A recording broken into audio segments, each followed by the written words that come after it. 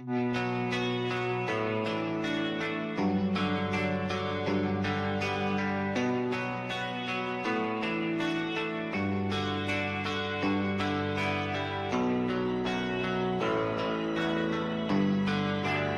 are you feeling?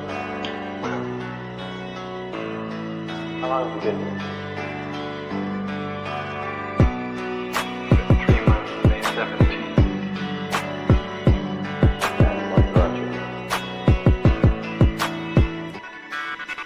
That's difficult to answer.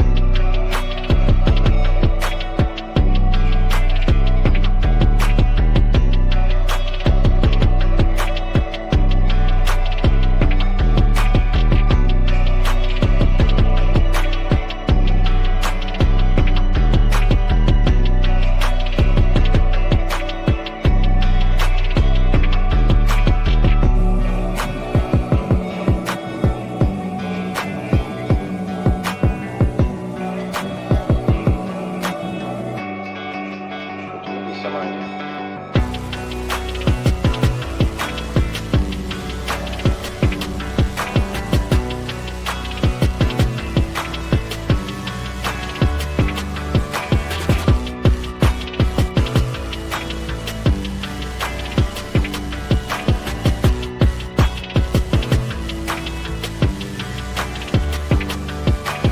I am not completely like other people.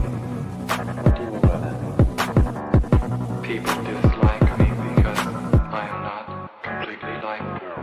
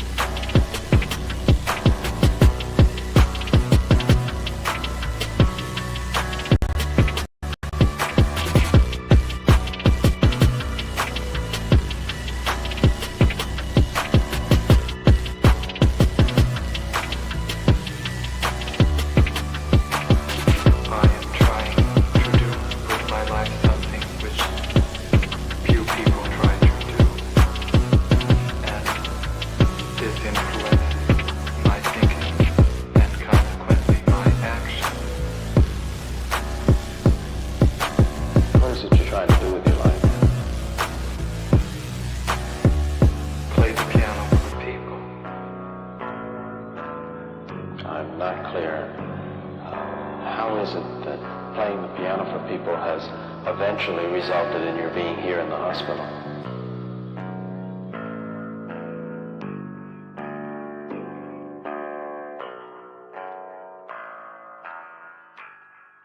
That's difficult to answer.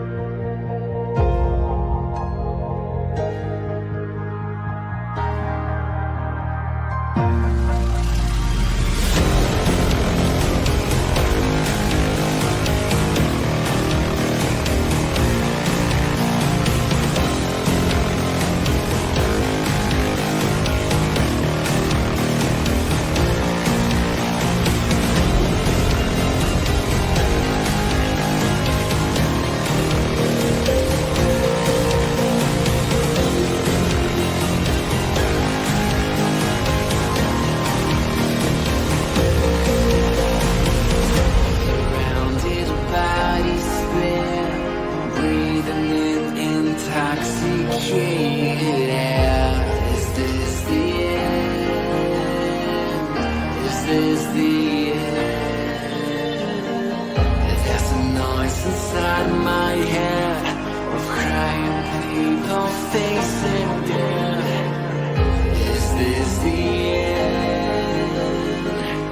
Is this the end?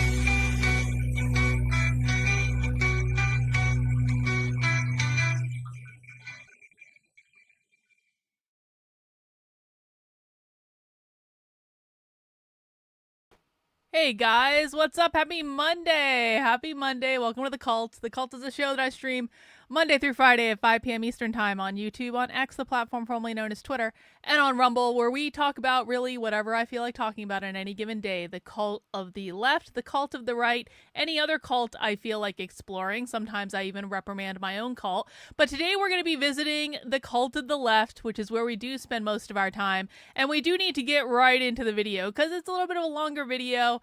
But it just came up on the internet. Like literally, this was 1 hour ago. How did I know about this so quickly, you ask? I'm glad you asked. I now have a command center in my Red Menace Collective Discord, which some of you can see Reagan is in it. Some of you have now been admitted to the brand new command center to track the left that I'm creating, not only with an archive of all of their research, and we're working on loading that. I literally just finished loading hundreds of Antifa documents in here. So if you want to know what Antifa has published on anything from 1999 up through today, you can now find that in the Red Menace Collective Discord. How do you join? You will join when you are invited in by me. And so I did allow some people in last night that were in my supporter Discord for movie night. If you're coming to my supporter call at 7 p.m., I will give you guys the link then. I am adding people in slowly. Don't worry. Everyone's going to get a chance to join because I'm still working out some kinks. But rest assured, you're all going to be allowed to join at some point. This is something we're going to be building together, but I need to get some things organized and situated first. So I'm kind of slowly allowing people in. This is a Discord that is going to be free and available to everyone. It's going to be a research tool that we can use. It's going to be a tracking tool that we can use. Mizakan even has his own feed in the Discord because he posts so much good stuff about leftist books that he reads that I put him directly in the Discord. Now, he doesn't always post about leftist books, but that's all right. We will let that go. And so for the people who are already in it, let me know what you guys think in the chat. This is obviously a work in progress. Bot and Reagan are doing a really great job because they're going through and loading clips that they've made of me talking about different socialist things, and we've got them all categorized. You can see here we've got them all categorized. So if you're looking for a clip of something, we are going to have it all in one effing place, and it's going to be great. And we have Sophie, and Sophie is our helper in the Discord. You can see when new people get added. When new people get added, Sophie welcomes them. Actually, listen to get there's Sophie. There's Sophie welcoming bot. Sophie also tells us what the socialists are saying over on Blue Sky. So if we go into like the Haymarket Books update, we can see, oh look, Haymarket Books has a webinar going literally right now. Because Sophie is nice enough to load that information into the Discord for us. She even is so nice that she even loads her own Blue Sky account into the Discord. So I can see that Sophie is going to be at Red Emma's bookstore in Baltimore coming up. Too bad I'm not in Baltimore. I would totally go to Red Emma's bookstore to see Sophie. So we got this really cool tool that we're going to be using quite a bit. And that's how I found out about this video from the Vermont Tempest Collective in real time. The Tempest Collective is a group of radical revolutionary socialists that are distributed all across the country. They are some of the most far-left socialists that we track. And apparently the Tempest Collective has a cell in Vermont because literally a week ago, they held a town hall complaining about Trump's attack on migrants. So we're gonna listen to that. And this is I grew up in Vermont. This is my old stomping grounds. I feel like I understand these people. And so we're gonna listen to that, but it is about an hour and a half long, so we do have to get into it. I might turn the speed up just a little bit, just a tiny bit, just to make sure we can get through everything. But guys, just as a reminder, tomorrow is the big day. If you are currently a member of my Red Menace Collective Substack, that's redmenacecollective.substack.com, you can currently download the digital copy of A Brief History of Racism, which is my latest book, and it's awesome. And this is a proofing copy. Ignore that banner over the front, but it's good, and I like it, and I'm very proud of it. And it officially comes out tomorrow in paperback and on Kindle on Amazon. So they haven't got the paperback pre-order up yet, but hopefully they have it tomorrow. They say they're going to, so I guess we'll see. But I was looking at my the Kindle version, and apparently the book is #1 in a category. Now, I'm not sure how much competition that category actually has in it. But apparently the Kindle version of the book is already number one new release in its category. So, hey man, I'll take it. And so I do hope people enjoy the book. We're going to do a big celebration tomorrow when it is officially launched. But remember, if you're a member of my Red Menace Collective Substack, you can currently get your digital copy for free because this is how I fund the writing of the books. This is $10 a month or $100 a year. You guys fund the books I write. That means you get access to the chapters literally as I'm writing them. You also get a free digital copy of the book when it's released. And so you can download your digital copy now, or you can wait till tomorrow. You can get it in paperback. You can get it on Kindle, whatever floats your boat, man. But I'm really excited to have people read it. I'm really excited to see the reviews. I want to know what you guys think. So that is exciting, and that is coming out tomorrow. And then, of course, we do have a supporter call at 7 p.m. tonight. You can get access to that supporter call by going to the digest email, which comes out every Sunday. And what you do is you scroll all the way down to the bottom, and underneath this red box here, if you are a paid supporter on my main Substack, which is Carlyn, KARLYN.substack.com, not to be confused with the Red Menace Collective. These are two different things. You got to think of them as two different products.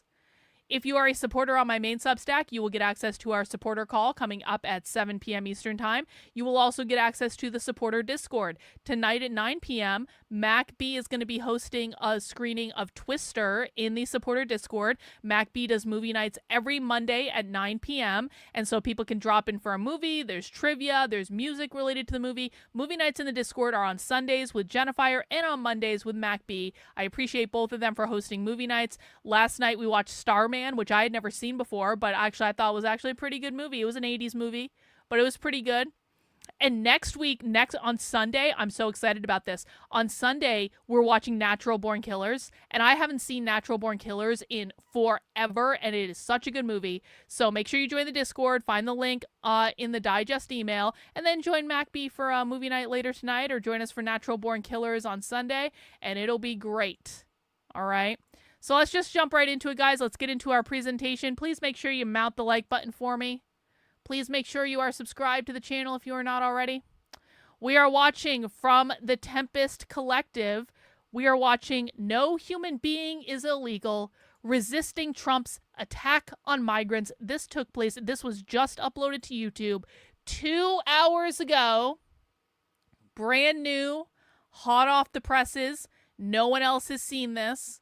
So let's get this party started. Let's see what happened. Everybody, thank you for being here. It's very good to see you all. Come on in. My name's Helen Scott. I'm going to be chairing this evening. I teach at the university. I'm in the faculty union. I'm also in the Tempest Collective, which is organized. Oh, she teaches at the university. That means the University of Vermont, because this is in Burlington, Vermont. So that's great. So this person is a Tempest Collective member. Again, that's self-professed, extremely radical revolutionary socialist, and they teach at the university. I'm just going to turn my microphone volume down a little bit, guys, so you guys can all turn your personal volume up. The sound is a little bit soft. And as a reminder, I am not responsible for the audio capabilities of socialists. We just do our best. And I'm an immigrant from Britain originally. Before introducing our speakers, I just want to say that the Tempest Collective is a part of a national network of collectives. We organize around social justice, labor, immigrant rights, racial justice, gender justice, environmental justice, and we do organizing as well as educational events like this. And if you would like to know more, there's a sign-up sheet and there's more information. You can ask me afterwards. Secondly, I want to just recognize Migrant Justice and the fact that we're meeting in their wonderful organizing space.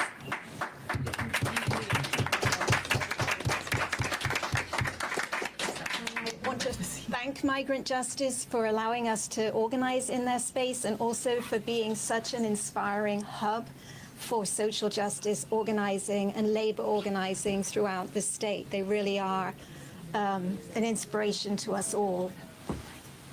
So tonight's forum brings together some really wonderful Vermont activists who are all on the front lines of the fight for immigrant rights, migrant rights, refugee rights, and pushing back against this terrible threat posed by the Trump regime. Our goal is to defend migrants, to defend refugees, and to make our state a sanctuary with equal rights for all. And we know that when they attack immigrants, they're also attacking all of us. And our fight is a shared fight, a collective struggle. This is a struggle for collective liberation. So I'll introduce our speakers in the order that they'll be speaking. And they will each present their thoughts for about 7 minutes each. And then we'll have time for a discussion, questions, comments, and we really want that to be inclusive, so people should really feel free to ask questions, but also to make comments. Come on in, come on in. Okay, so our first speaker is Antonio Golan, who's a member of the faculty union at UVM. He's also in the Faculty Tempest unit. Collective, Oh, and good. he's in the Vermont Coalition for Palestinian Liberation. Next, we'll hear from Matt Geil, who's an organizer of Winooski's Sanctuary School Initiative. He'll be followed by Pastor Stephen Tendo, who's Pastor. president and founder of Eloi Ministries and a Ugandan refugee. And then we'll end with Christian Santos from Migrant Justice, a migrant justice leader, with translation by Madeline Sharo. Again, everybody. Thanks, Sam. All right, thank you so much. So go ahead. Okay, so I'll start. Why does the screen share look so pixelated? Hang on, let me just do this again. There's something weird going on with the screen share. It's just we'll turn it off and we'll turn it back on and we'll see if that fixes it. Start us off. I'm tasked with giving a little bit of context for what the other speakers will speak about. My name is Antonio Golan. As Helen That seems said, to I'm be a member better. of the Tempest Collective and faculty at the University of Vermont. I'm also the son of immigrants. And I'll also say that my father was an undocumented immigrant for a very brief time. Fortunately for me, it was a very brief amount of time, so it didn't really affect me. But he came to this country on a tourist visa, overstayed the visa, and then married my mom to settle the paperwork, so to speak. Hence me, yeah. So I think what I would begin by saying in terms of the context, I would begin by saying that the second Trump inauguration has elicited a much more modest response than the first Trump inauguration. The first time around, we saw mass mobilization, most notably the Women's March on Washington, and the response to the second inauguration has been much more modest by comparison. Since many of his policies are a continuation of a bipartisan consensus that has been in place for decades, Trump's election shouldn't completely change our political calculations. As it concerns immigration, Trump's announced attacks on undocumented migrants, far from being a deviation from previous administrations, are in fact the continuation of a bipartisan approach that effectively sees so-called illegal immigrants as a source of cheap labor from workers who have no rights. Undocumented workers are essentially second-class non-citizens. And while xenophobia and racism are complex issues that can't be reduced to economics, it is important to note that immigration laws don't actually stop the influx of undocumented migrants, and I would say that's not their intention. But what they do is help maintain a vulnerable domestic workforce that is less able to organize and defend itself. With that said, while the Trump administration is in many ways a continuation of a decades-old bipartisan consensus, we'd be foolish to underestimate the severity of the present moment. The second Trump administration, even with its many contradictions, is better organized and more focused than the first. True. This is symbolized by the image of Trump signing dozens of executive orders the day of his inauguration, but is also seen in important material actions such as the pardoning of those who carried out the January 6th attempted coup. Oh, Pardoning members of groups such as the Proud Boys promises to embolden the Trumpian rights paramilitary wing, which will produce attacks on marginalized groups. In this context, increased ICE activity here in Vermont, including potential collaboration between federal agents and local institutions, such as police departments, educational institutions, hospitals, etc., can be read as an analogous attempt to terrorize and, by extension, marginalize migrant workers and other vulnerable communities. In light of this repressive mobilization, the response from mainstream political actors has been nothing short of disheartening, and I'm going to give two quick examples, but I think there are many, many more. Here locally, Buddy Singh, the Democratic candidate running for the South District in the upcoming Burlington City Council race, was asked about the creation of safe injection sites here in Burlington, which has been a topic of conversation and debate locally.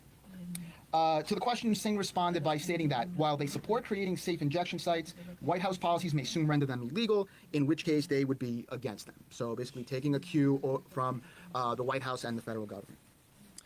Similarly, in response to Trump's dismantling of federal funding for potential progressive causes, UVM has essentially called for the avoidance of language that might trigger the Trump administration and thus lead to the losses of federal funding. Really? I didn't know that. DEI, inclusive excellence, and even climate change are being identified as language that the university may potentially have to avoid during the next 4 years. Wow. And there hasn't been much of a coherent response from the administration. Now, I want everyone to be very clear about what he is saying. Okay, I know it's a little bit soft. Let me I can turn down my mic a little bit more so people can just turn up their volume. Yes, this is a meeting in Vermont, as I said at the beginning of the stream. Listening, thank you. So what he just said is that UVM is changing the language of these things. They're saying they need to avoid using this language. Did he say that UVM was going to stop doing the things they're not supposed to be doing? No, he said they're changing the language. Listen again. It's very important that we all be listening. White House and the federal government. Similarly, in response to Trump's dismantling of federal funding for potential progressive causes, UVM has essentially called for the avoidance of language that might trigger the Trump administration and thus lead to the losses of federal funding. DEI, inclusive excellence, and even climate change are being identified as language that the university may potentially have to avoid during. It's being identified as language that the university might potentially have to avoid. That's really important that we understand the difference. They're not saying they're not going to do it. They're saying they're going to avoid the language. In the next 4 years. And there hasn't been much of a coherent response from the administration at UVM, but these are things that I've heard firsthand in meetings. And as someone that's been on university campuses for some time now, I'm confident that after this, the administration is coming for, the Trump administration is coming for the curriculum, and we've already seen this play out in Florida. I think that's kind of a foreshadowing of things to come. The point here is that liberal institutions are opting for adaptation rather than resistance.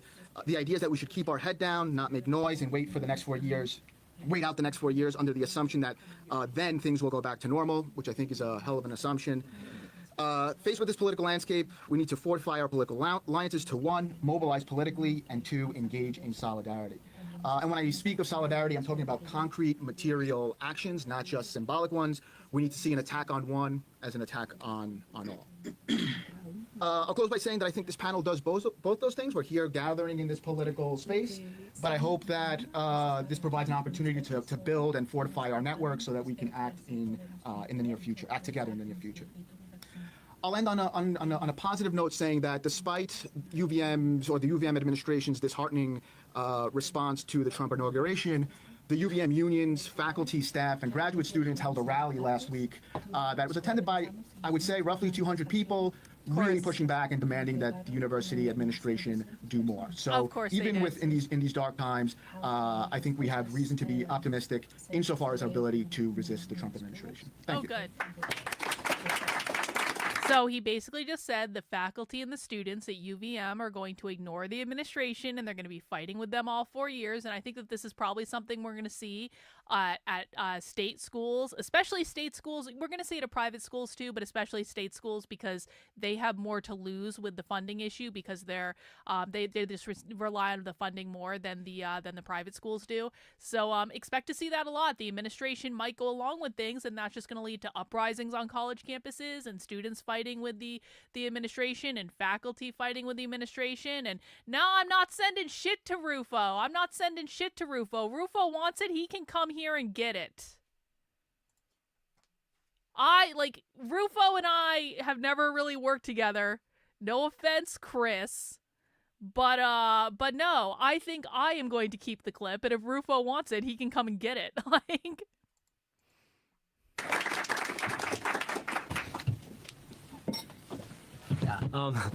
Thank you.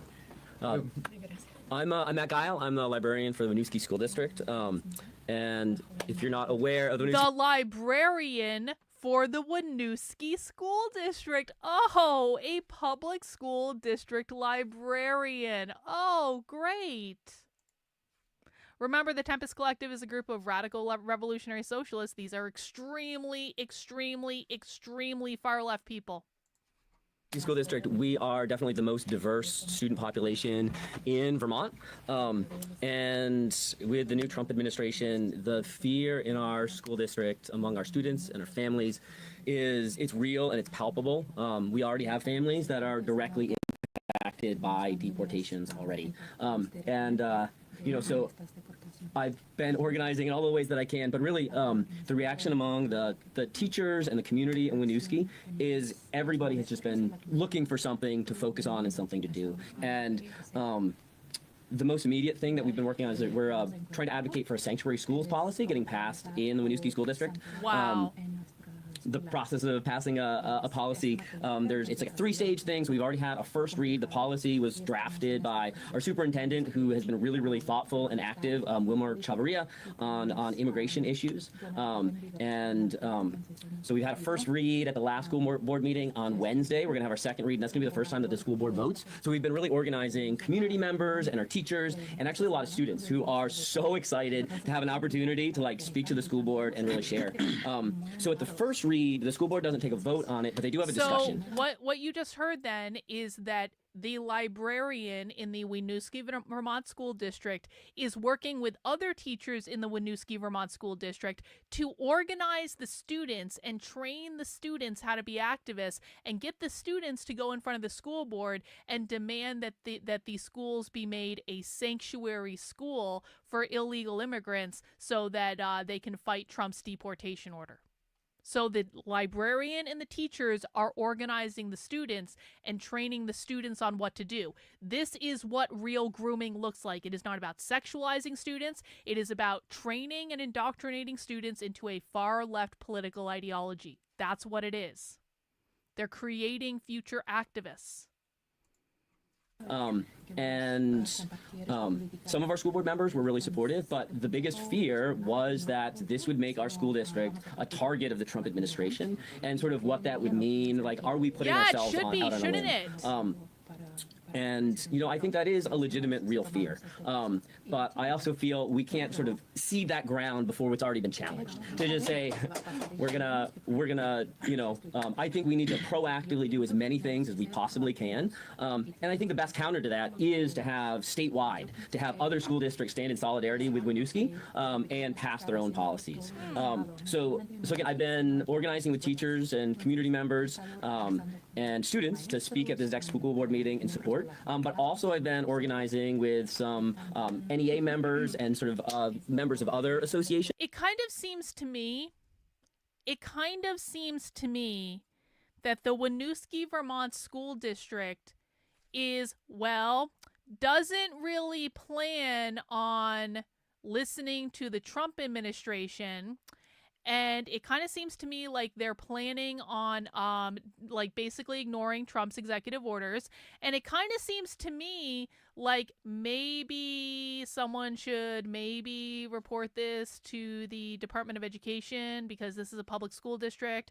And maybe someone should just send this clip, if my clipping tool will decide to work today, to the Department of Education and maybe other places too, to say, hey, maybe you guys want to have a conversation with them because I think they're going to start just ignoring the executive order. And maybe my clipping tool will decide to restart right now so I can get this clip. Otherwise, I'm just getting the spinny wheel of death on my screen right now. Oh, looks like something's restarting. Maybe. Everyone send good vibes to the clipping tool. Oh, wait, the spinny wheel of death is stopped. Are you going to keep opening clipping tool? Are you going to do this? Or are you going to make me do this later? Oh, here we go. Okay, hang on. Hang on. We're almost there, I think. Everyone send good vibes. It's going slow, though, man. I don't know what is going on, but this is a great clip. This is a great clip if we can get the clip. I'm just going to rewind and get this whole guy on video from the start. Otherwise, I'll just have to go back and do it later. Thank you guys for waiting for me.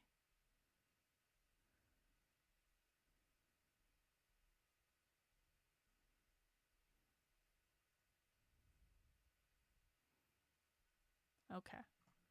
That should be good. Hang on, I'm just waiting again for the clippy clip tool to start.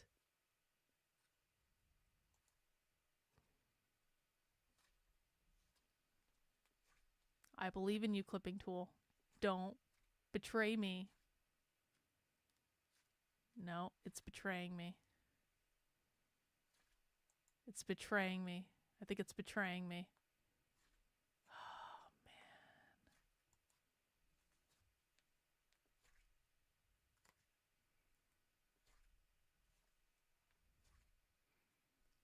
I'm gonna give this about like another minute and a half. Oh, God damn it. All right. Well, okay, here's what we're going to do. I'm just going to let this play and we'll get the clip from here, okay? That's what we're going to do.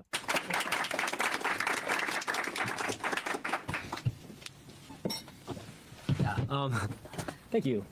I'm Matt Guile. I'm the librarian for the Winooski School District. And if you're not aware of the Winooski School District, we are definitely the most diverse student population in Vermont. And with the new Trump administration, the fear in our school district among our students and our families it's real and it's palpable. We already have families that are directly impacted by deportations already. So I've been organizing in all the ways that I can, but really the reaction among the teachers and the community in Winooski is everybody has just been looking for something to focus on and something to do. And the most immediate thing that we've been working on is that we're trying to advocate for a sanctuary schools policy getting passed in the Winooski School District.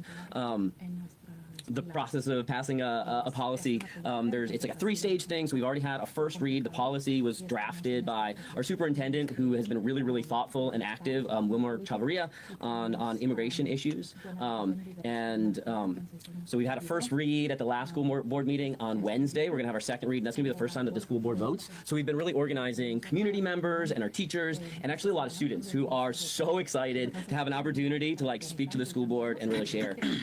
So at the first read, the school board doesn't take a vote on it, but they do have a discussion. Some of our school board members were really supportive, but the biggest fear was that this would make our school district a target of the Trump administration, and sort of what that would mean. Like, are we putting ourselves out on a limb?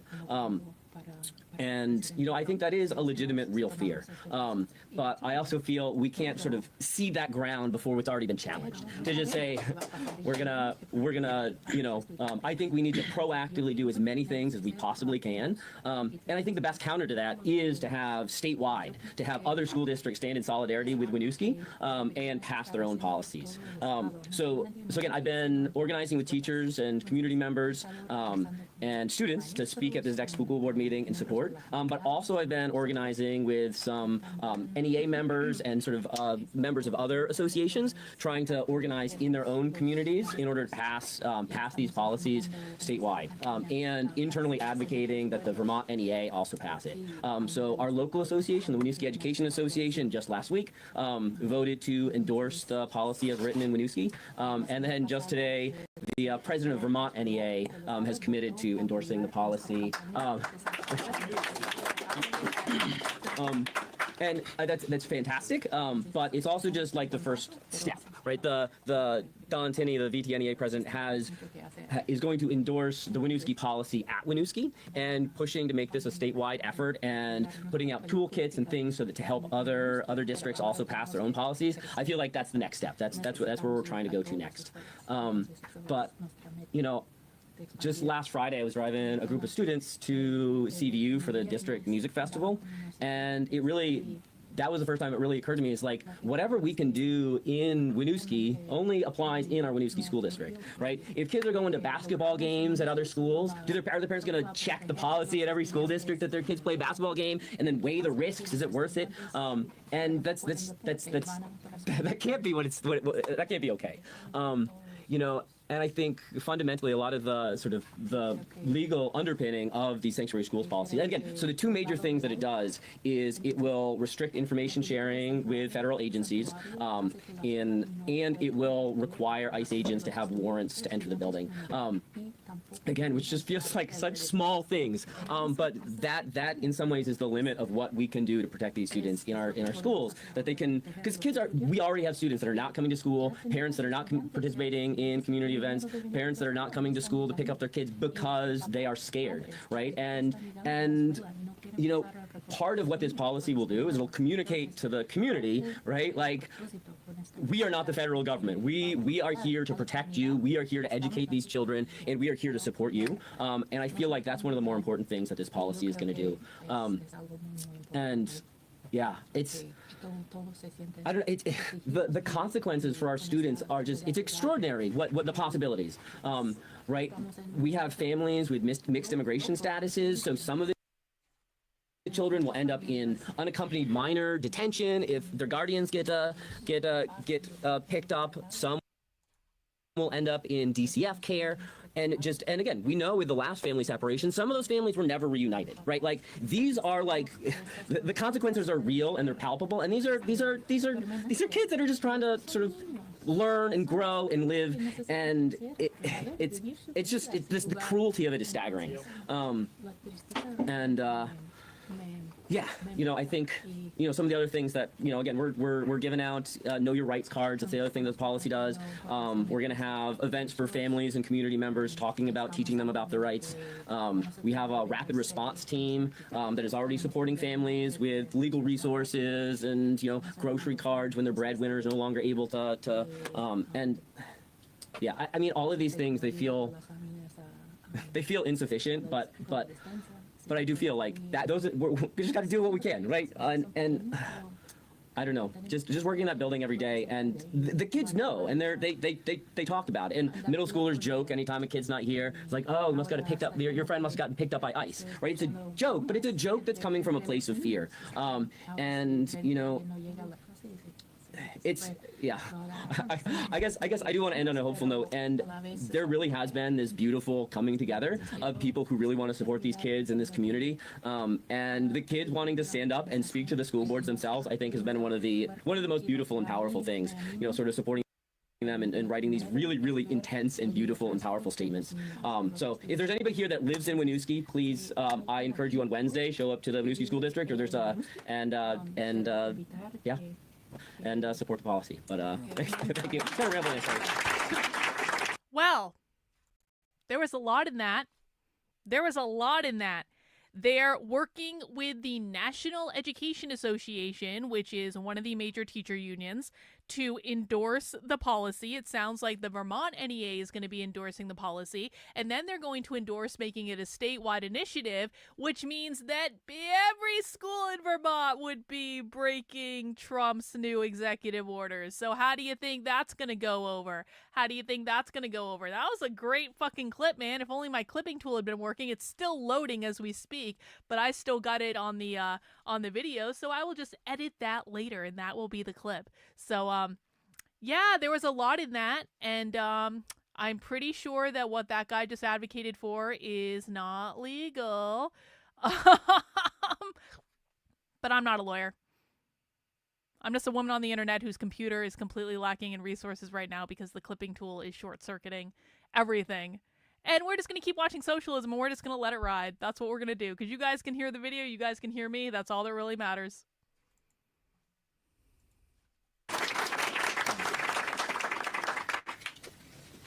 There is something that catches my attention every other time I receive a threat from immigration. And that phrase that catches my attention is the preamble of the Constitution of this land. It says that we, the people of the United States, in order to form a more perfect union, establish justice, ensure domestic tranquility, provide the common defense, promote the general welfare, and secure the blessings of liberty to ourselves and posterity. Do ordain and establish this Constitution for the United States of America.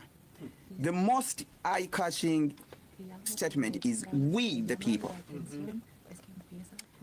Back, an Irish philosopher stated and said that all that is necessary for the triumph of evil is that good men do nothing.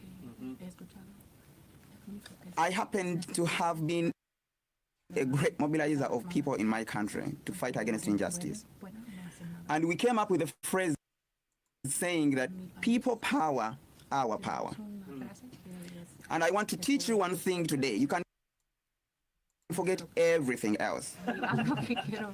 But I want you to repeat after me that people power, our power. Our power. Now, these politicians can go up there and speak with a lot of authority and send spells of scares, but I want to tell you that they are riding on your mandate.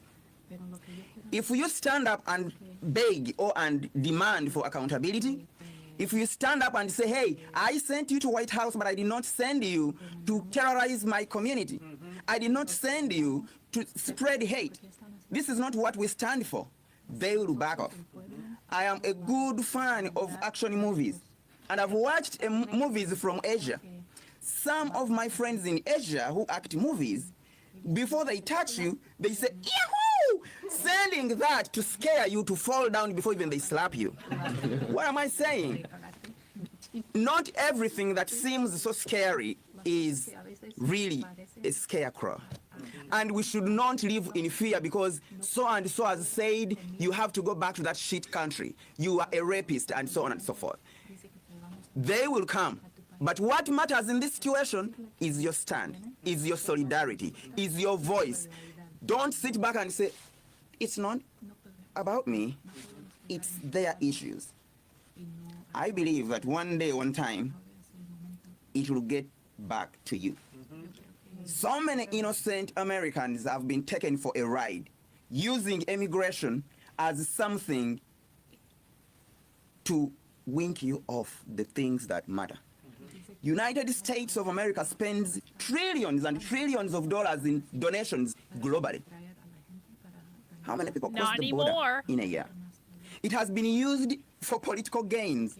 You send these people to positions of authority and responsibility and take you for a ride, telling you these are terrorists coming and flooding in our country. Why are you not fighting these terrorists and you're in Iran, you're in Syria?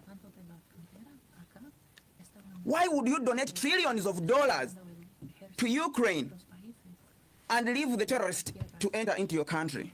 Let us think about that. Yeah, it's a real good question, Administration actually. after administration, That is a real good immigration is a question. problem.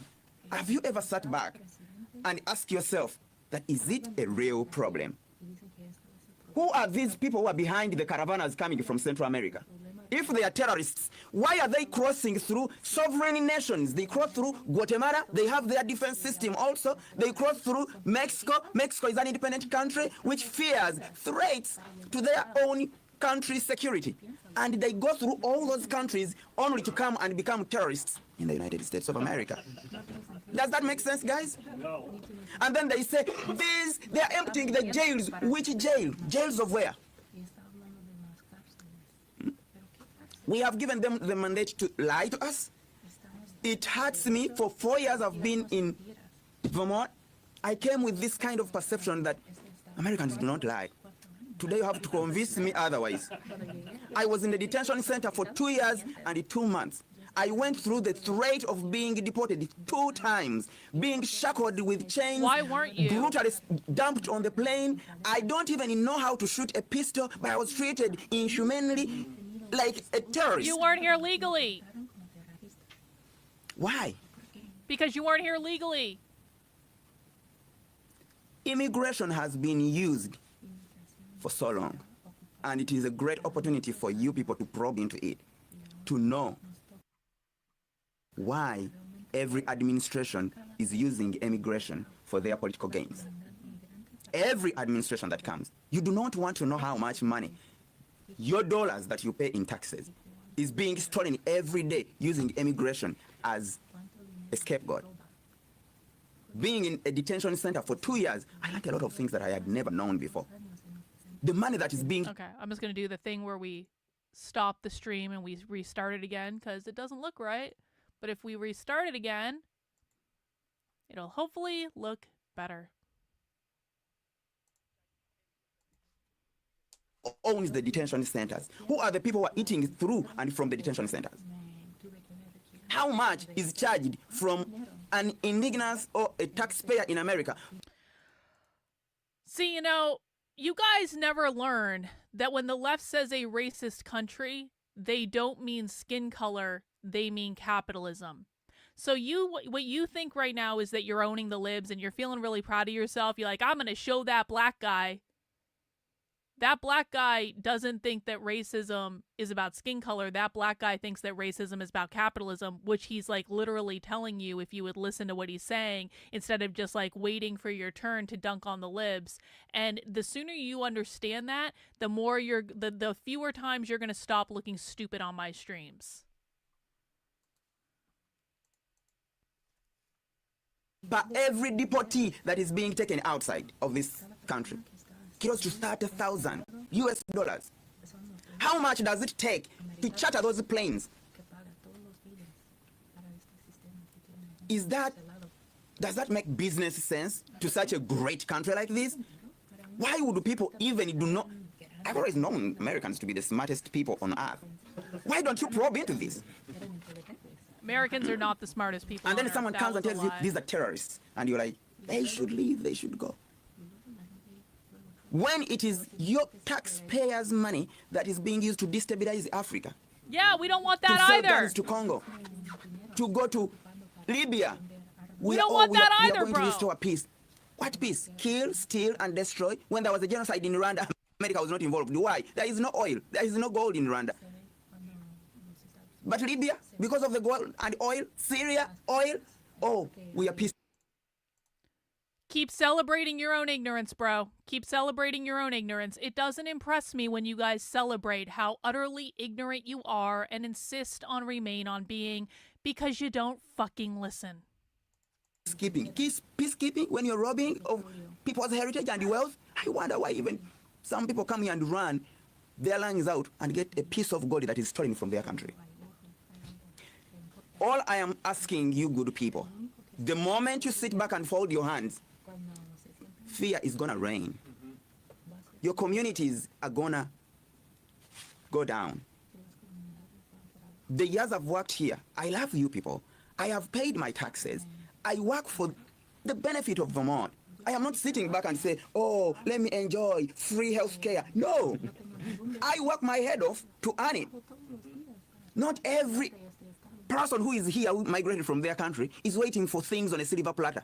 No. Even undocumented immigrants have been watching closely on about what is happening. California is crying. Fruits are rotting in their fields.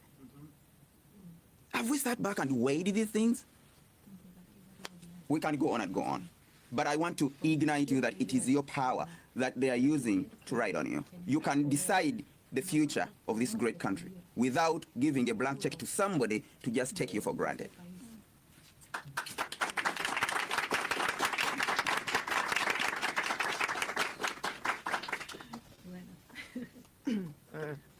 Hola a todos, mi nombre es Cristian Santos y soy parte de Justicia No! Estoy contento de ver todos aquí y escuchar opiniones de todos. I'm sorry, we're not listening to the Spanish language section. I refuse. We are not doing a Spanish language translation. That is not happening. That guy knows how to speak English. I don't feel like doing translation today.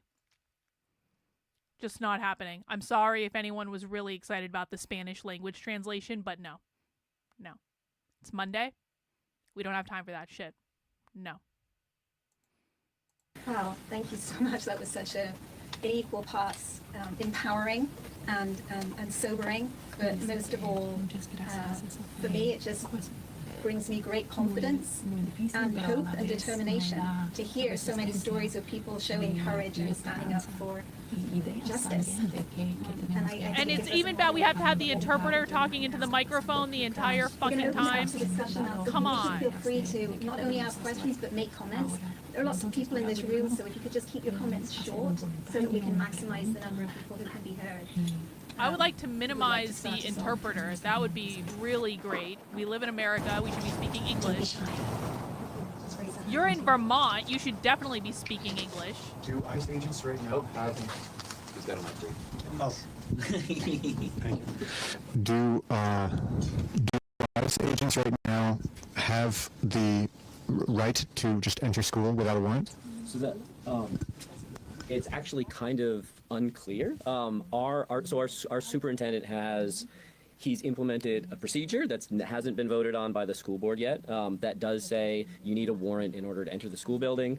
We actually, it seems silly, but we actually put up signs on every single classroom in the school, and got one outside my library that says "Private Learning Zone," which. There are some lawyers think that is an additional layer of protection. Say this is actually, there's an expectation of privacy here, and it hasn't quite been tested yet. Right? Like, is the central lobby in a school, is that a private zone that they would need a warrant to enter or not? So again, our school district preemptively just posted. Bro. Winooski is a public school district. I grew up in Vermont. Winooski is a public school district. The entire building is public. This is not an instance of the lobby is private and everything else is public, or the lobby is public and everything else is private. It is a publicly funded building. It is a public school. What is so difficult for these people to understand? Everything as private learning zone. Again, that's something that hasn't been tested yet. But if ICE did try to enter a building and could just say, that this lobby is open. What does that mean if they're trying to pick parents up at bus pickup? All of those things aren't things that haven't happened yet. So some of this is proactive, but the Trump administration is claiming it has the authority to do that because it's removed the guidance that they can't go into schools or hospitals or churches or stuff like that, which implies that they feel that they have that authority. Maybe to add on that, if there is any organization that have watched breaking the law with a lot of impunity, it is ICE. Yeah. ICE is not accountable for anything. They will knock you down, they'll wrap you up, they'll beat you up, they'll put you on the plane. Nobody probes into that. They are dealing with a criminal, a potential threat to the national security. And when it comes to the Trump administration, it is even worse because they are promoted to do exactly that. You are inhumane, or you're not a human being as long as you do not have papers here. Yeah, our school district's guidance right now is if you encounter an ICE agent, they say pause, involve, protect. So you shouldn't respond. Obviously, don't give any information in the moment.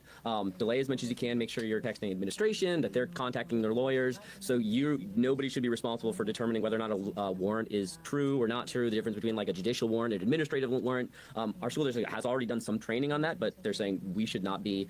In no way should we be responsible. That's something that would need to get checked by a lawyer.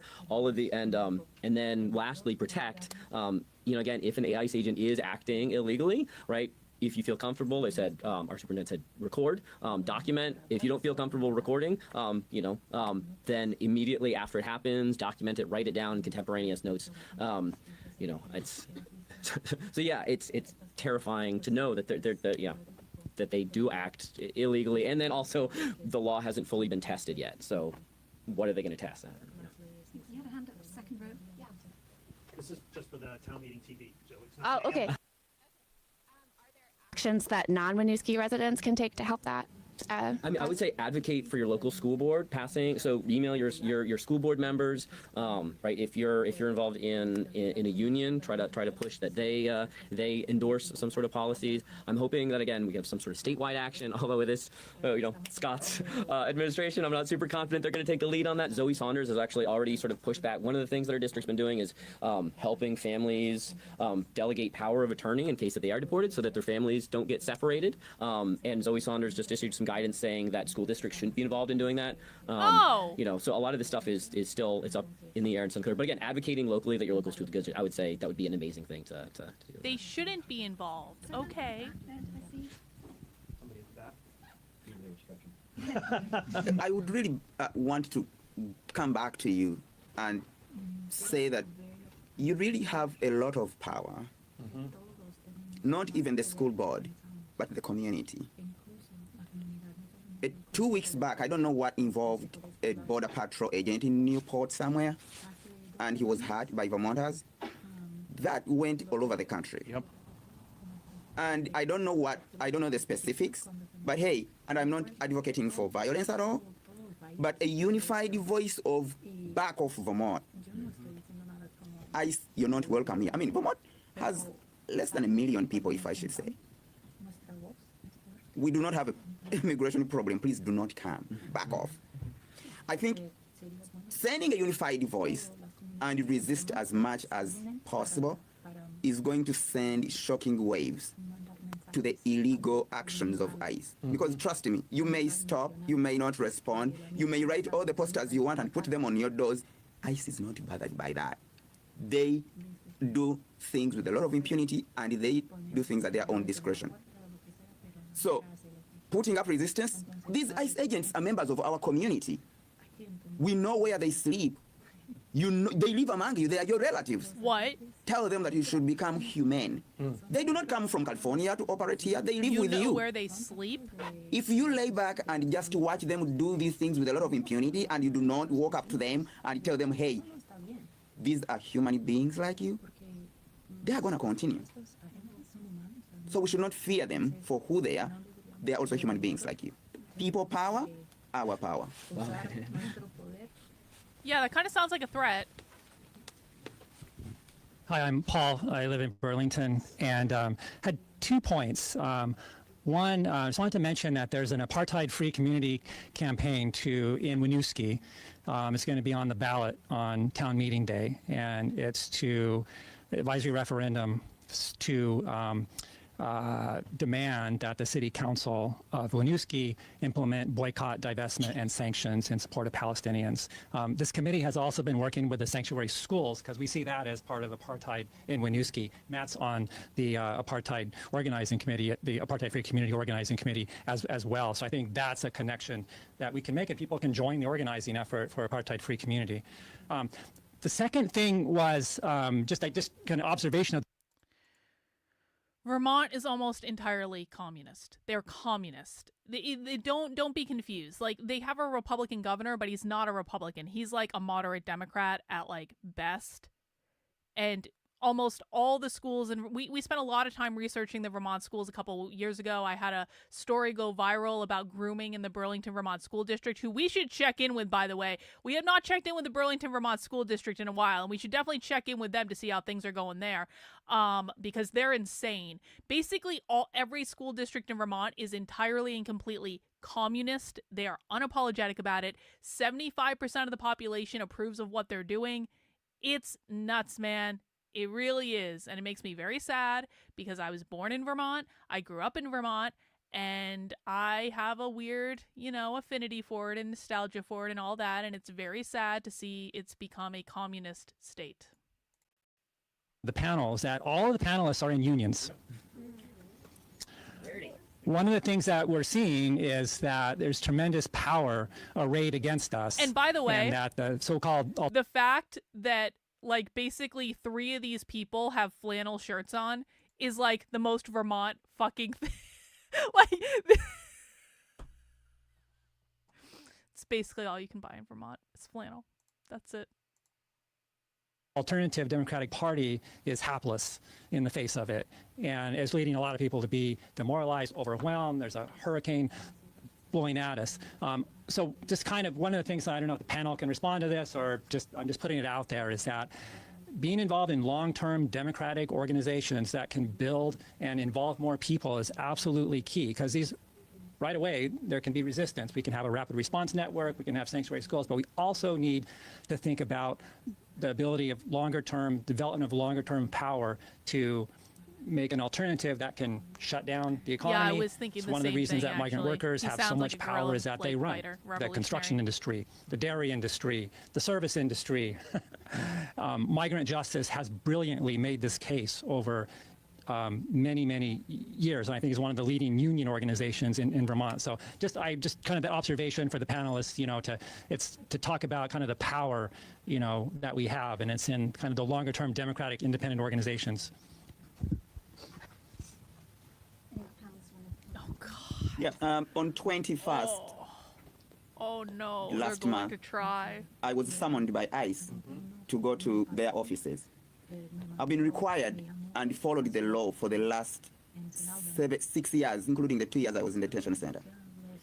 And when I came over here, I was required to check in with the ICE once a year. We started with 3 months, we graduated to 6 months, until we reached once a year. And on phone, and email. I did that in November last year, and they gave me up to November this year. But few days to the inauguration, they sent me a shocking letter saying that you should come with all your belongings and all your immigration paperwork on this date and report. Knowing how cunning this institution is, I freaked out. My body started producing toxins, only toxins. My mouth became sour. You don't know what it means to be told that you're living right now. And you're looking. Hey, Robert, do you know how much of their funding public schools get from the federal government? What percent do you think? Do you guys know how much federal funding the schools get? Like, what percent of their budget on average is from federal funding?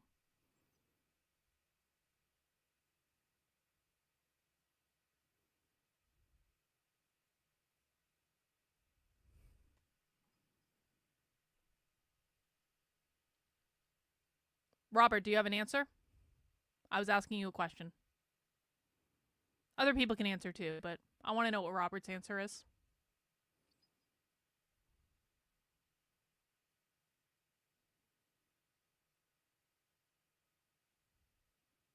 We're waiting, Robert. What do you say? What percent of a public school's budget on average comes from federal funding? I really dislike it when I ask questions and I'm not answered. Yeah, I really dislike that. It's disrespectful. It's disrespectful the energy that's being put in. Maybe there's a delay. We can accommodate a delay.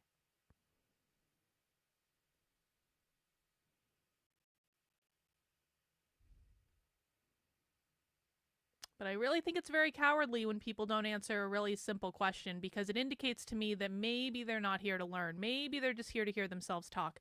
So, because we're not receiving an answer back from Robert, I'm going to tell you once 14% on average. Some people in the chat got it. It is on average 14% is what a public school gets from federal funding. Here's my point. The schools could actually operate without it. They could. It would hurt temporarily, like a 14% pay cut is still a 14% pay cut, right? But could the schools figure out a way to operate without it? Yes, they could. Some of the school districts in Vermont are very, very wealthy, like very wealthy. This one in particular that they're talking about, wealthy. And so I think what's going to happen, because here's why conservatives think that this is all about money.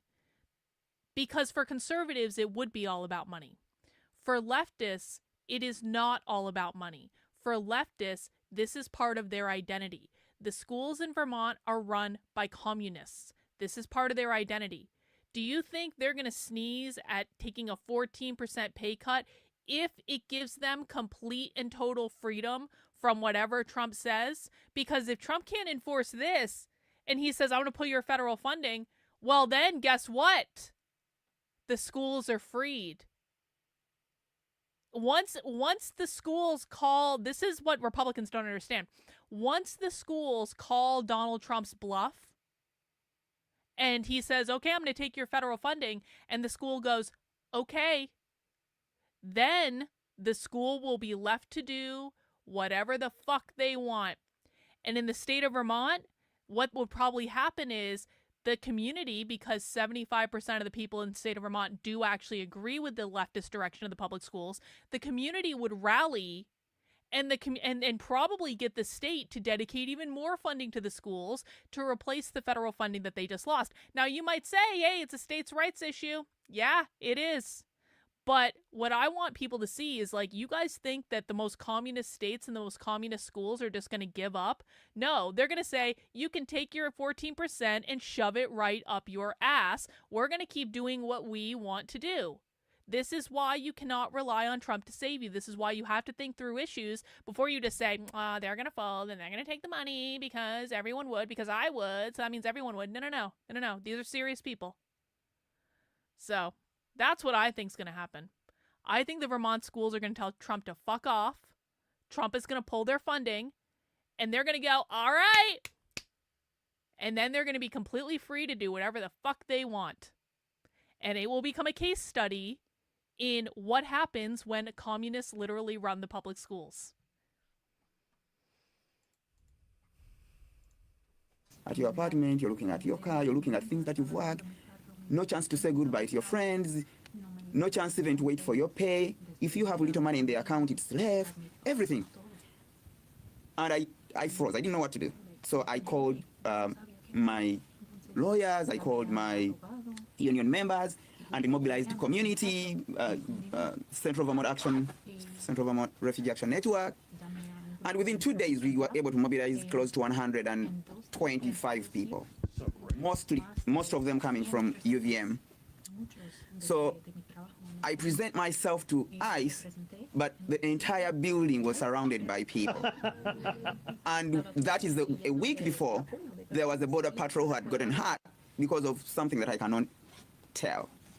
So we find this man who heads ICE in St. Albans, and is shocked and is like, can you please tell them go off the glass? People power. Our power. Yeah. And so I'm like, they are good people. They're not going to do anything. They just came to say goodbye to me in case anything happens. And then he starts apologizing. It was my very first time to see an ICE agent apologizing. We are not, this is not malicious, Mr. Tendo, this is not malicious. Instead of greeting me and asking me all the stupid questions that they normally ask, it took me 15 minutes and I was out of there. And they told me, oh, we are reversing the way you've been reporting. You'll be coming back after 6 months. You report in person. I don't want to take that lightly because going there, I need all of you to come and show power. And so one action that we can take all together, anything that happens to a Vermonter who is an immigrant who is supporting our community affects all of us. If we can hear that somebody is being raided, we can all go and they take all of us. Other than getting, it's as if we're in a cage of like chickens where they just come and pick one to be eaten and then they leave others to come back the next time. But working in solidarity and telling them that we are not approving what you're doing works a lot. I've seen it work.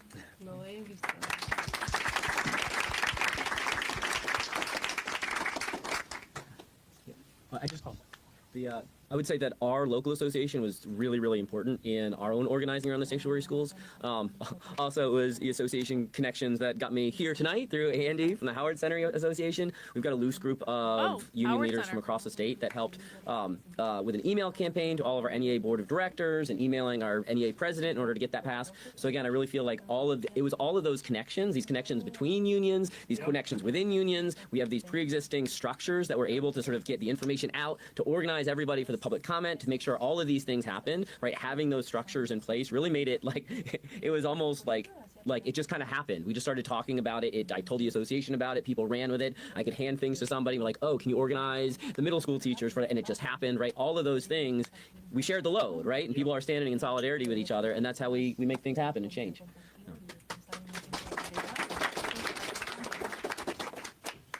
Hi, everybody.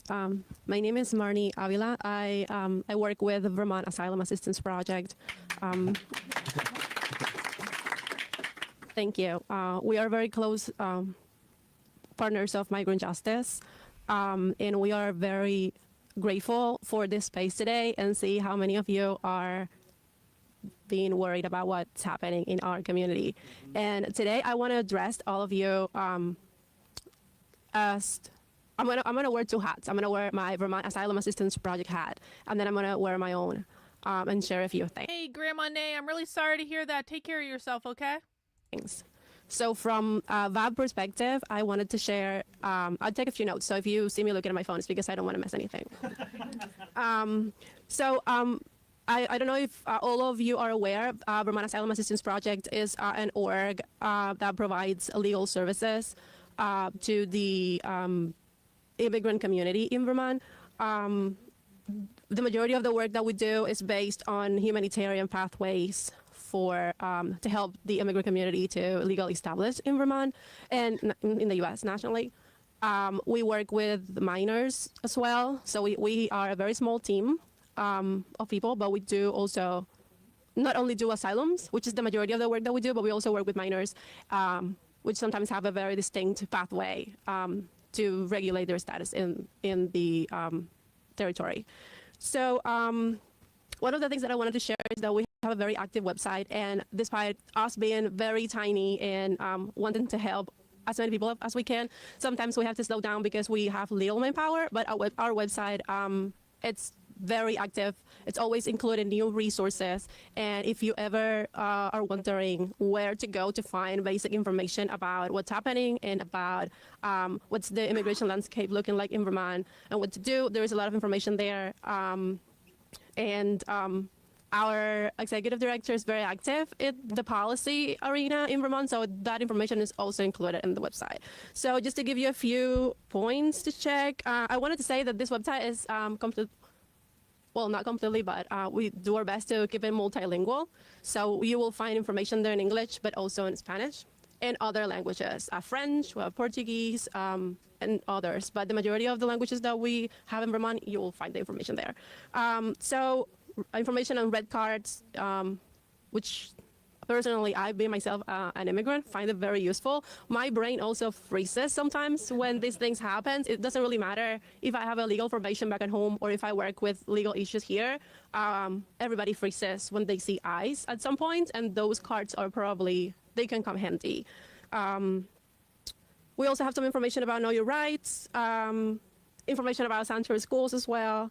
And lately, we added a video from Vermont Language Justice Project on guardianship, which is a video about making a family planning case. One of the parents or both parents have an encounter with ICE, or they are deported, what to do with the children, and how to designate someone who cares for the best interest of the child.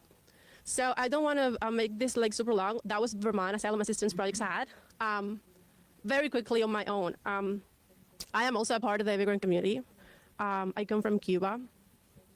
English is not my first language. And sometimes we actually just underestimate the complete calmness of just walking through the street, speaking your own language, and nobody really cares. The fear is something real, and sometimes we are thinking, should I even be speaking right now? Like, are the people around me going to do something, going to have like certain actions towards me just because I look different? Should I keep my mouth shut and not speak at all?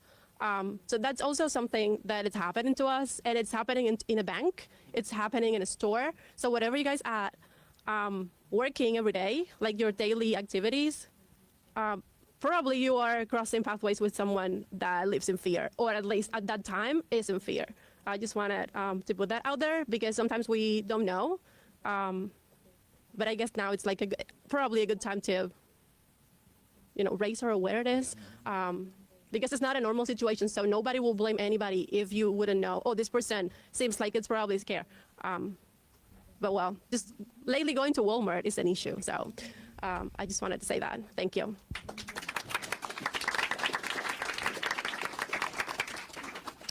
Yeah, my name's Ashley. I'm part of the Vermont Coalition for Palestinian Liberation and Tempest. And when I was hearing you speak, Marnie, right? Yeah. Marnie, it makes my blood boil that we live in a society where people are afraid to speak in their own language. What kind of world are we in when that's a reality? Oh, come on. And I think it's a challenge. This whole panel is a challenge to everybody in the state.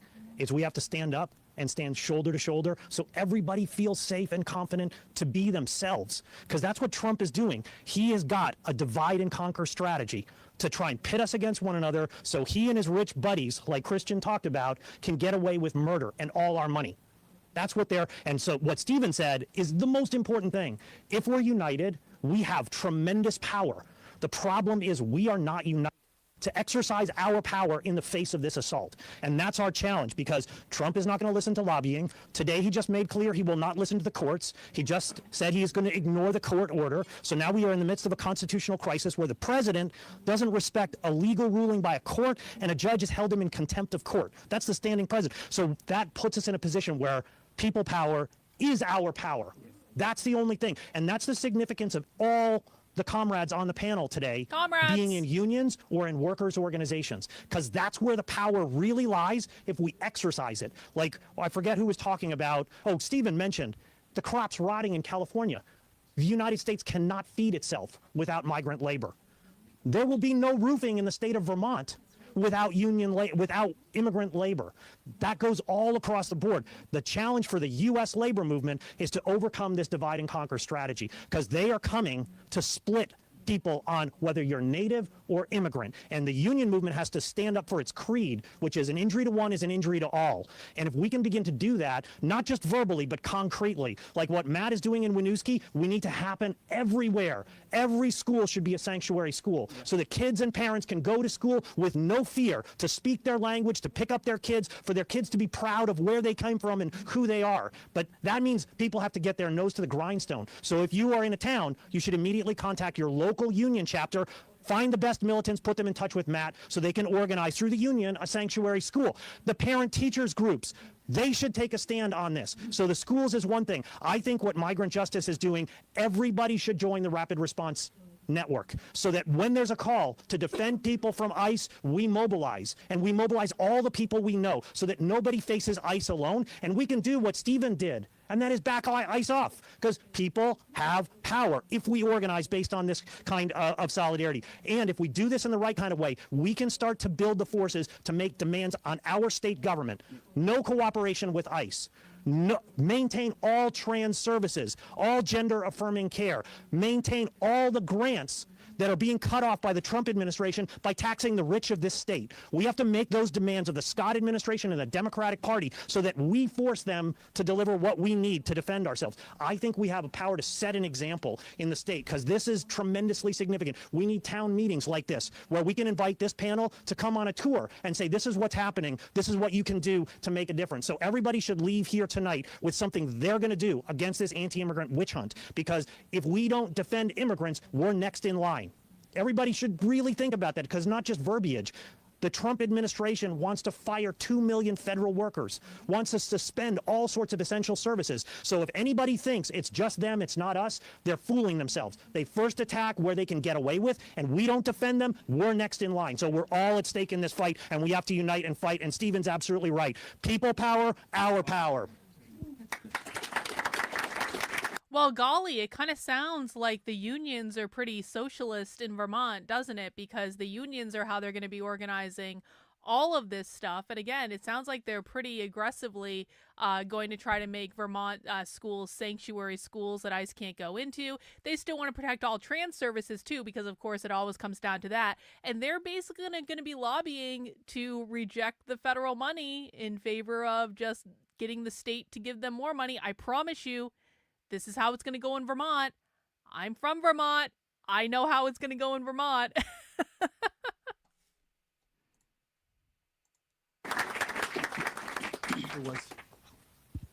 Hey everybody, my name's Emma. I work for just to be really, really clear, I am against all immigration. We are an anti-all immigration YouTube channel here. You can have whatever beliefs you want, but just so I'm very clear, I don't want any more immigration from anyone. I want it all shut off. I don't give a flying fuck if it's legal or illegal. No more fucking immigration. And why isn't Trump deporting more people? Trump's deportation levels are so fucking pathetic. They're down to 600 people a day. Are you shitting me? Trump is failing on all immigration levels. All of them.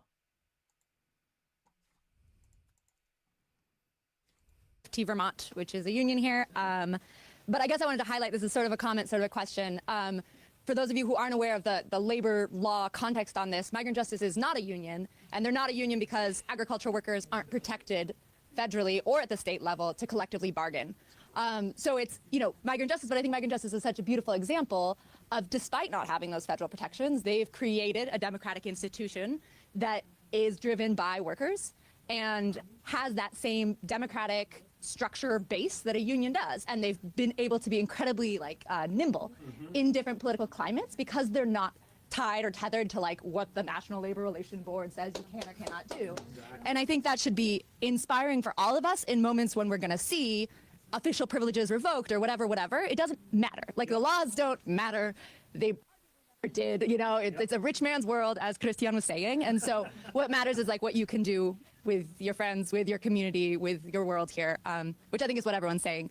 But I did want to ask Christian to talk a little bit more about, you mentioned working in construction. No more Spanish. I know that there's been an exciting development in the world of construction and migrant justice. I'm wondering if you could just let folks know about what that is and what that means for workers right now. No Spanish. No Spanish, por favor. No Spanish, por favor.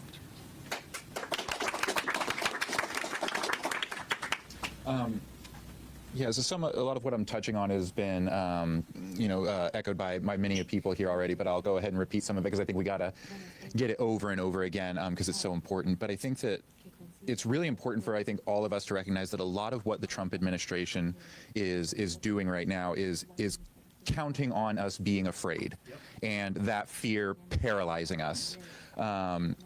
And we are living in frightening times. I think we need to be real about that it's a very scary situation that we're in right now, but that we cannot let that fear paralyze us, because again, that is what the Trump administration and this reactionary right-wing force is counting on. And so, I think the reason that all of us are here is asking that question of, like, what can we do to fight back? And, and again, what so many people have touched on that I just want to repeat is, that any of us as individuals can do very little.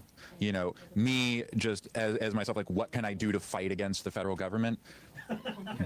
Not a lot, right? But me getting involved in collective organization with other people acting collectively, that is where our power comes from, as Stephen so beautifully articulated. And so, like, that's, I just want to keep, like, encouraging these points that people have been talking about. It's like, get involved collectively. So if you're in a union, get plugged into that union. I'm the vice president of the Howard Center Union, and we're working right now to figure out, like, what is our response as the Howard Center Union going to be, and how are we going to be able to collectively organize to fight against this. If you're not in a union, get plugged into other political organizing groups, or go ahead and talk to your workers, because you don't need to be in a union to collectively organize in your workplace. Yeah, please do join this rapid response network, because these are the types of collective actions that are going to be necessary. And I'll just end by saying, that I think a lot of the reasons that the Trump administration is relying so much on this fear and paralysis is because they are not actually as strong as they want to make themselves out to be. I think they're banking on the paralysis of the population in order to get away with a lot of what they're going to be trying to do. But it is us collectively that is going to be able to determine they're going to be able to find that pushback. And I think if we are able to do that, we are going to find that they are not nearly as strong as they have made themselves out to be. But we have to get started organizing together right away. And so, I'm so thrilled to see this panel up here. I'm thrilled to start making connections with other unions and building those relationships and building out those networks. Yeah, exactly. We need to make Howard Center, a sanctuary agency, and I think that, I'll just end by saying, like, a lot of what Matt was saying up here, that, the school board is, talking about their fears around, like, well, if they put themselves out there, being targeted with, like, funding cuts or things like that. And those are real fears. But, like, if we can, they're coming anyway. And also, if we can get other schools to do it as well, all of a sudden the spotlight isn't on Winooski School District, right? It spreads and it grows, and it gets more difficult to single out these kind of rogue actors. And so that's why we need this to be spreading right now, because our way out of this mess is going to be together. I also want to think that there's a lot of misinformation that is being spread about immigration. And so that is aimed at casting fear to the local community. If we could do something in our unions to let our folks know the truth about immigration, let us demand that immigration be part of our town hall meetings as an item to discuss and talk about, because it affects us. And then the truth sets us free. And so we have a saying where I come from that empty tins make a lot of noise because there is no substance in them. And so if you have substance, do not tell me, Yahoo, I'm going to beat you. Come and do it. You get what I mean? So there is a lot of fear that is aimed to chase you and run without anybody chasing you. So let us stand united and discuss and get to understand what immigration is all about, and who is a real threat in all this. Thank you for that comment. It made me think of something. If we think of different organized groups, labor organized groups, and maybe also strategically what the expertise is in the different organized groups. So I think Migrant Justice has such a great model for organizing completely from the bottom up. Yep. When I'm thinking about United Academics, for example, we have several specialists on migration and immigration in the faculty, and we could say, well, maybe a role of those specialists would be to gather expert studies, for example, that demonstrate that both documented and undocumented immigrants have lower crime rates, especially violent crime rates, than people born in the U.S., or studies that show that immigration at both the local and the state level creates kind of an economic dynamism in this country that leads to prosperity for the areas that have greater levels of immigration, and then on this sort of, in terms of the organized movements within the state of Vermont, we could disseminate those studies, right? So we say, these are the statistics, and you have like your tables. I kind of have a vision of this, and I feel like it's not happening. And so people can walk away with their stereotypes, but if we could spread that information in an organized way through organized labor organizations,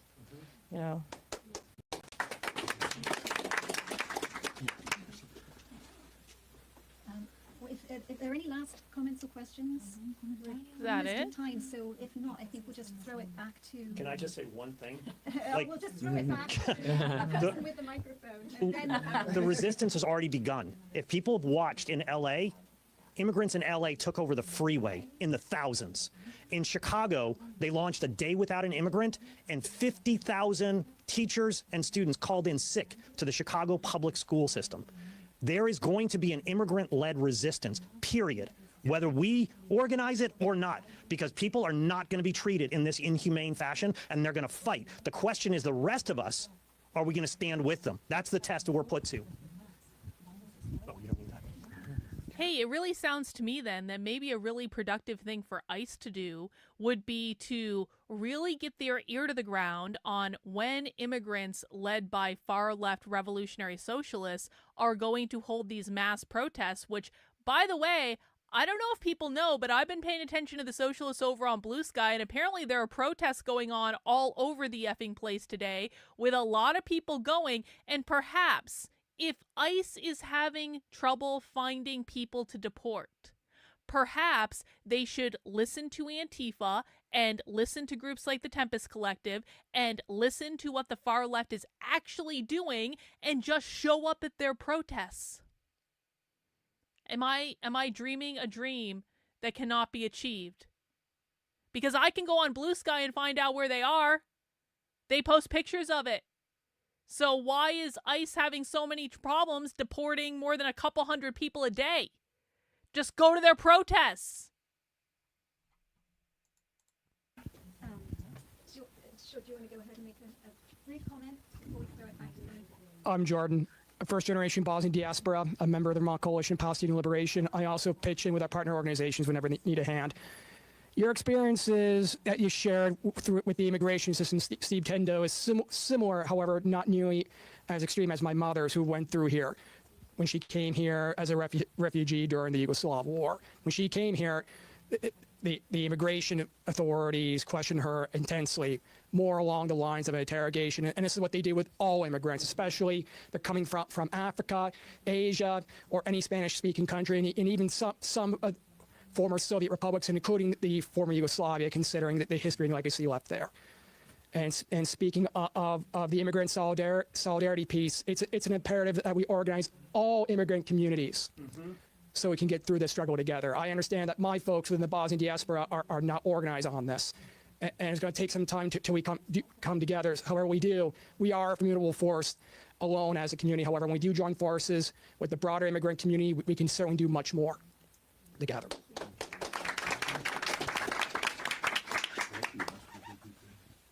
So, last word for our panelists. Go in the same order or reverse order? Sure. So I'll just quickly say that speaking to this idea of people power, that institutions tend to be very conservative in that they just don't want to be bothered. They want to keep things calm. But I think if we think along union lines, and along mobilizing people, along the lines of mobilizing people, we can very much influence the institutions around us and pull them in our direction. So I don't think the battle is lost, but I do think it is on us to take action.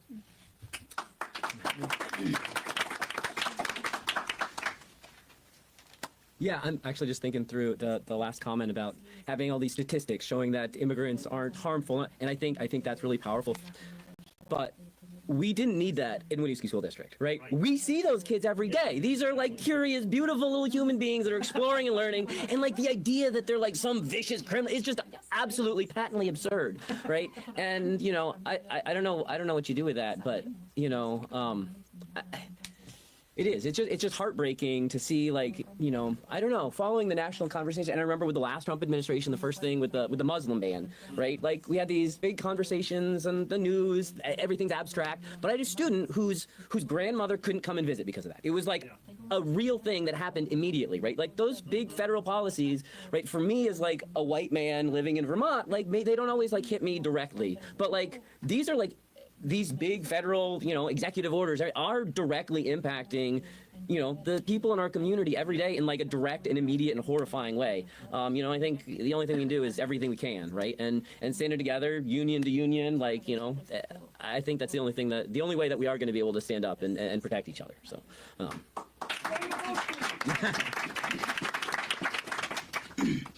I'll continue to say that people power.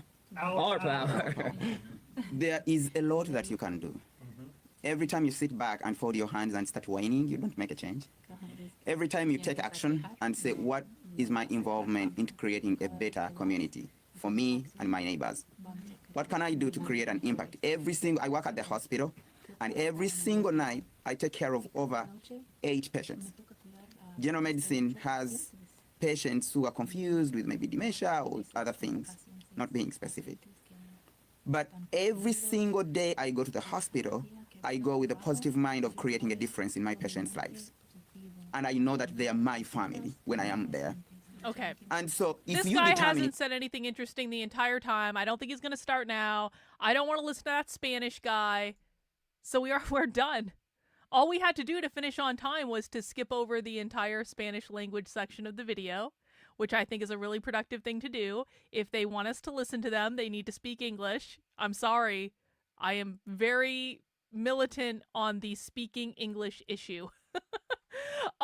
But hey, listen, man, we got some good clips out of that. We got some clips I'm gonna clip up and put on the Substack. We got some clips that I'm gonna be putting out there on Twitter. We basically now know that the Vermont schools, in Winooski, Vermont specifically, are leading a struggle session to try to make the schools sanctuary schools. They're also working with the Vermont National Teachers Association, the Vermont chapter, to make this a statewide initiative, which basically means they're trying to coordinate for all of these schools in Vermont to tell the Trump administration to fuck off, which is kind of really interesting. And we heard some militant stuff there about how they're not going to allow ICE agents in their schools and all that stuff. So I'm going to get some good clips from that. I'm going to put that out tomorrow. Hopefully no one steals it from me first, because God knows they're not finding it themselves. And for now, we're going to bid adieu for the day. But guys, in about 20 minutes, we are going to be having a community call in my supporter community in about 20 minutes. If you're a supporter on my main Substack, which is Carlyn, KARLYN.substack.com, you can head over to the digest email that is sitting on the homepage right now, and how you find access to the supporter call on Mondays at 7 p.m. is to scroll all the way down to the bottom, and underneath this red box, if you are a supporter on that Substack, you will find a Zoom link that you can use to join us at 7 p.m. You will also find a link to join the supporter Discord. There is movie night in the supporter Discord tonight. MacB is showing Twister at 9 p.m. Eastern Time. We do movie nights twice a week, on Sunday and Monday. On Sunday, we're going to be watching Natural Born Killers, which is going to be awesome. That's going to be at 8 p.m. in the supporter Discord. There's a writers group on Thursday nights. Everyone should definitely get into the Discord, get yourself verified, join us in there. We would really appreciate it. And if you want to pick up my book before it is officially out on Amazon, you can head over to redmenacecollective.substack.com. That is separate from the main Substack. And you can get yourself a digital download of my new book, which is coming out tomorrow without this little proofing banner on it. called A Brief History of Racism. You can currently download a digital PDF if you are a supporter on the Red Menace Collective. That is $10 a month, $100 a year. You support my book publishing. You get early access to everything I write, literally as I'm writing it, and you get a free digital download of the book when it is completed. And if you don't want to wait for that, or you don't want to get it on there, you can go to Amazon, and the Kindle version is up for pre-order now. The print version should be up by tomorrow, and tomorrow it will be officially releasing to the world. And I'm really excited about the book. I hope you guys like the book. I am already moving on to the next book, but I'm releasing this one to you guys, and I can't wait to hear your feedback when it comes out. And with that, I bid you adieu. I will see people joining me for the supporter call in about 20 minutes or so, and I will be back tomorrow at 5 p.m. for more leftist nonsense. All right, guys, take care. We'll see you soon. Bye.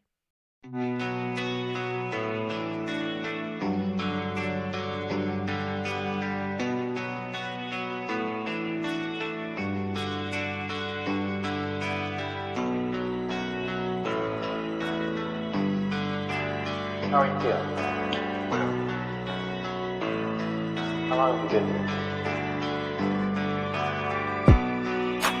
3 months, May 17th. And what brought you? That's difficult to answer.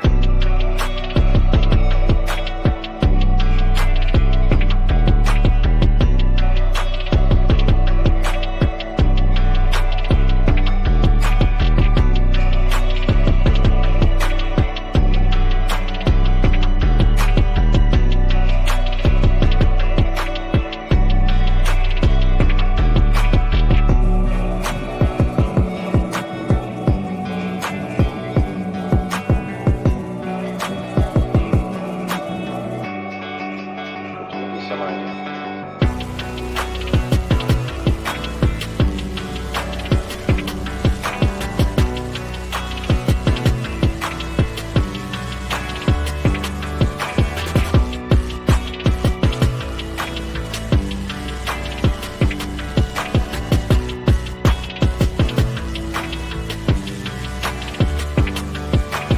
I'm not completely like other people. What do you mean by that? People dislike me because I am not completely like them.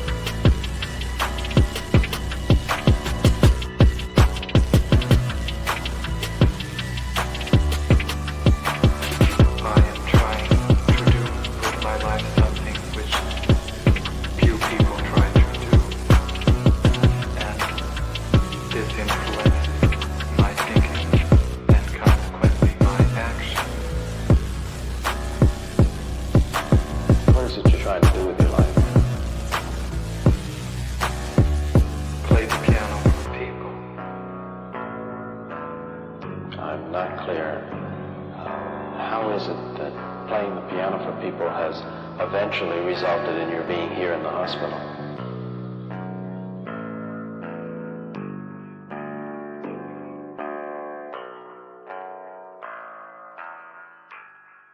That's difficult to answer.